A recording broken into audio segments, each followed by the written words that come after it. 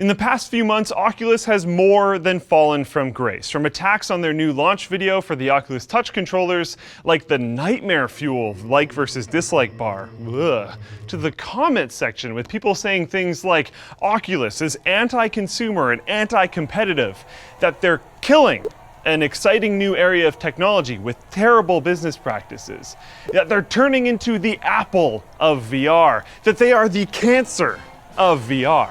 People are really mad, and my Twitter polls showing a shift of our community's outlook to the Vive compared to the Rift, it obviously doesn't capture the entire picture. It's not just that people seem to generally prefer the Vive these days, it's more that they're enraged at Oculus. Let's explore why, and while we're at it, I'll give a 2.5 months late review of the Rift.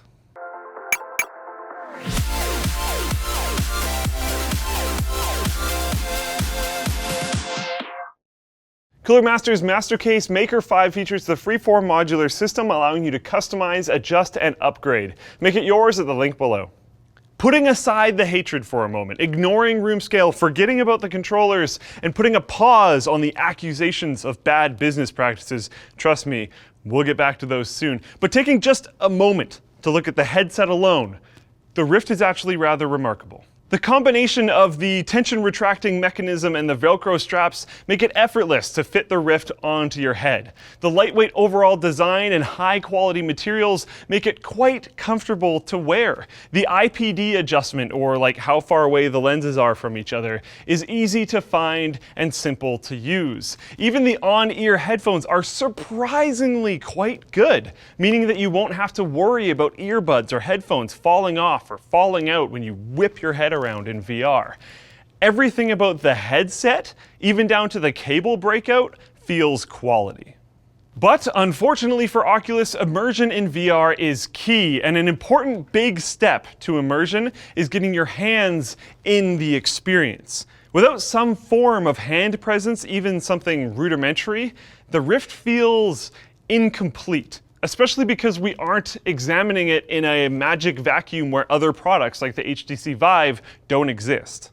Content, especially exclusive content, could be the answer to this, but honestly, I found the games pretty boring. I see no benefit to Lucky's Tale, a platformer, being in VR, and as cool as a demo that it was to track the progress of the Rift's development, the multiplayer space dogfighter Eve Valkyrie got a little dull after a while. Even The Climb, a beautiful rock climbing simulator from Crytek, was much less engaging than it should have felt, thanks to the Xbox controller.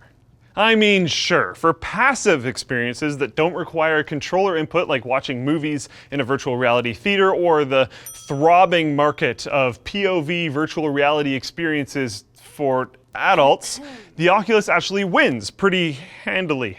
The headset is lighter and more comfortable for long-term viewing, and the foam face padding collects less, perspiration to keep it, at least the headset itself, more hygienic.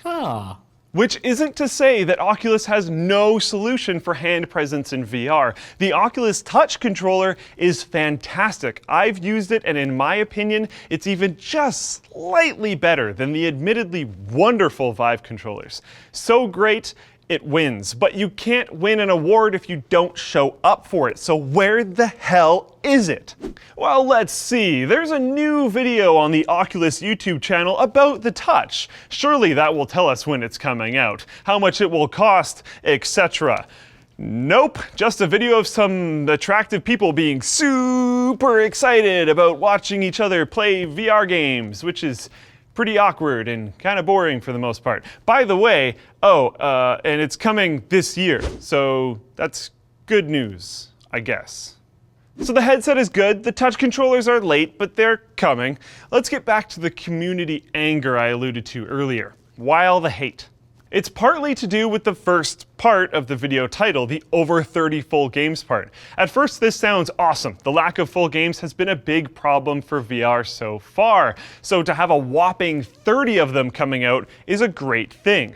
The problem with that is that a significant number of them are going to be exclusive. Or wait, are they? There's actually some misinformation floating around here. Oculus doesn't actually seem to be after full-on exclusives. What they are doing is giving developers straight-up cash for them to release on their platform first. In one case, the most documented case in fact, they didn't even suggest a timed exclusivity clause. The developer said it would take them 2 to 3 months to release on the Vive, and they were cool with that.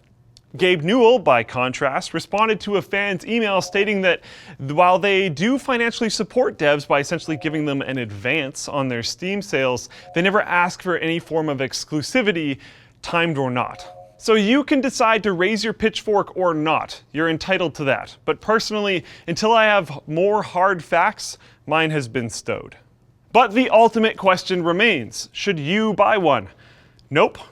The Vive I was hesitant to recommend. The glorified tech demo game library and high price point are both difficult pills to swallow. But as an enthusiast who's been saving for quite some time, I bit the bullet. As far as the Rift goes, at this point I would not suggest the purchase of a Rift, regardless of if you want a seated or standing experience. And I'm even trying to cancel the order for my personal Rift, which, if unsuccessful, will probably turn into just selling it on eBay. Shocker, right? Well, it's true. There's a lot to like about the Rift, but ever since trying the newer version of the Vive at CES this year, I've been simply uninterested in the Xbox controller-centric experience that the Rift currently is for the consumer. And I'll need to find out how much the controllers cost and when I can even get them before I'm willing to give it another chance. At this point, this is an incomplete experience, and the Vive is a complete experience. It seems like a generational gap, and I'm going with the Vive personally.